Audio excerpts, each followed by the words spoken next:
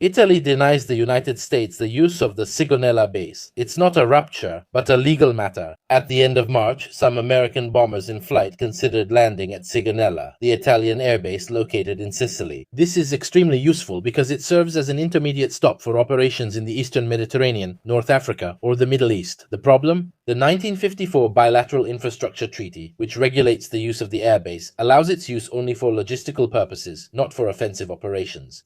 Basically, the US bombers were headed to Iran to carry out attacks. For such an action, they should have first informed the Italian government, which in turn would have requested authorization from Parliament. This is what we know from the treaty, which is actually not public. It remains classified and has been supplemented by some memorandums over the years. At this point, the bombers in question were denied landing by the Chief of Defense Staff, Portolano, under the direction of the Minister of Defense, Grosseto. Moreover, the use of the base would only be possible for NATO or Allied joint operations, and therefore not for the current war against Iran, which at the moment does not involve other countries of the Atlantic Alliance. As long as the base is used for logistical or surveillance operations, the agreements are respected, but when it comes to offensive purposes, problems arise. This event is causing debate for two reasons. First of all, because it can become a political issue. Crosetto has already clarified the intention to operate within the legal boundaries of the treaties, so there is no political intention to hinder the United States. The opposition in Italy is clearly taking advantage of the event to put the Italian government in a difficult position and force it to take a stand against the war with Iran. The other reason why the event has aroused great interest is the historical precedent set by Prime Minister Craxi in 1985.